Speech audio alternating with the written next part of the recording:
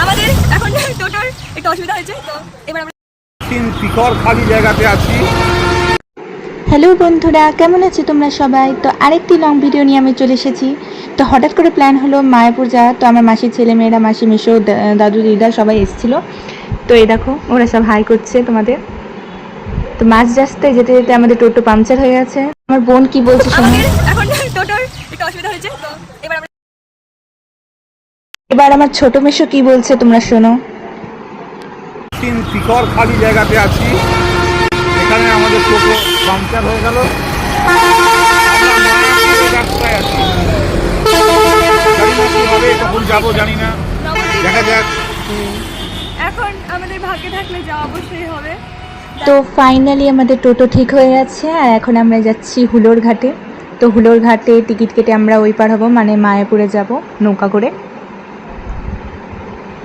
তো এই দেখো টিকিট সব কাটা হয়ে গেছে, এখন আমরা যাচ্ছি নৌকায় উঠবো। এবার দেখো সামনে আমার দাদু হাঁটছে, আর দেখো চারিদিকটা কি সুন্দর লাগছে, খুব সুন্দর লাগছিল চারিদিকটা।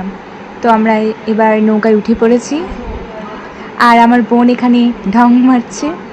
এটা হলো আমার বড় মাসির জায়ের মেয়ে, তো আমার বোন। আর এই দেখো কি সুন্দর লাগছে চারিদিকটা। সো ফাইনালি আমরা মায়াপুরে নেমে পড়েছি। এখন নেমেই আমরা দেখো মটকা আইসক্রিম খেতে লেগেছি আমরা ভাই বোনরা সবাই মিলে।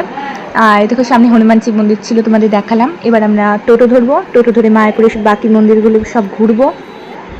দেখো সামনেই দেখা যাচ্ছে ইস্কন মন্দির মায়াপুরের। তোমরা অবশ্যই মায়াপুরে এসো যারা এখনও আসোনি, খুবই সুন্দর জায়গা, মন ভরে যাবে। তো ফার্স্টে আমি ইস্কনে ঢুকলাম না, প্রথমে আমরা লাস্টে যাওয়ার সময় যাব ইস্কনে। তো প্রথমে আমরা গেলাম বল্লল সেন আর লক্ষণ সেনের ভিটে সমাধি। আর দেখো চারিদিকটা খুবই সুন্দর, তোমরা পুরো ব্লগটা দেখতে থাকো কেমন লাগছে চারিদিকটা। এই দেখো চারিদিকে শুধু সবুজ আর সবুজ, খুবই সুন্দর লাগছিল। তো এখানে খুব সুন্দর সুন্দর জায়গা আছে ঘোরার, তোমরা অবশ্যই এসো। তারপরে আমরা আর একটা মন্দিরে চলে গিয়েছিলাম, দেখো এখানে খুব সুন্দর জায়গায়, এটা মানে রাধাকুঞ্জ। তো এখানে জল খুবই পবিত্র, আর অনেক বড় বড় মাছ আছে এখানে। তো এখানে দেখো সবাই মাথায় জল দিচ্ছে, এখানে খুব পুণ্য স্থান এটা।